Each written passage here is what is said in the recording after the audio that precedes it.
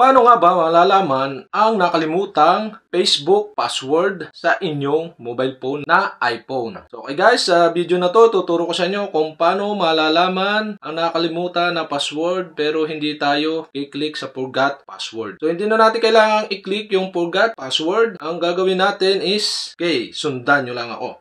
Boom.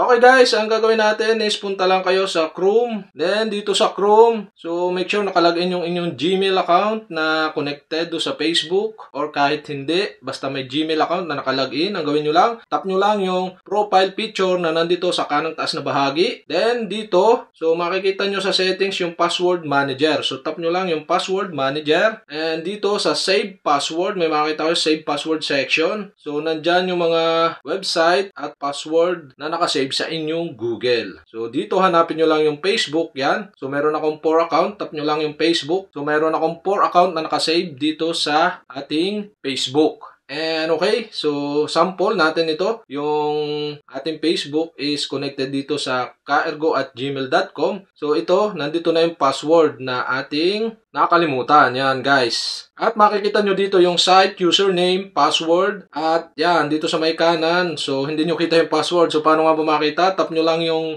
icon na nando sa may kanan para makita nyo yung password. Yan yung password ng ating Facebook na kaergo@gmail.com na connected. So okay guys, ganun lang kadali makita yung pinakang password ng ating Facebook account na nakakalimutan natin. So pwede pala yun. Hindi na natin kailangan yung forgot password at i-connect doon sa cellphone number or email na connected doon sa ating Facebook account. So punta lang kayo sa Google, tap nyo yung profile, tapos makikita nyo yung password manager, tapos makikita nyo yung Facebook at punta lang kayo doon sa Facebook at makikita nyo yung password nyo. At once na makita nyo na, so copy nyo lang yung password. So press and hold nyo, tapos copy. Once na nakopy nyo, sample natin, login natin dito sa ating account, yung email ng ating Facebook. So login nyo lang, tapos yung password, paste nyo lang dyan. At na-paste nyo na yung password, yan, pwede nyo makita, tap nyo lang yung icon ulit doon sa may kanan para makita nyo yung password kung tama ba. Tapos tap nyo na yung login button. At ayan guys, ganun lang kadali.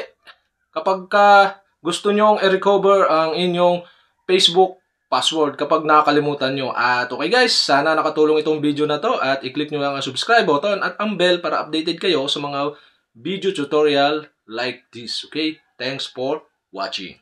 Boom!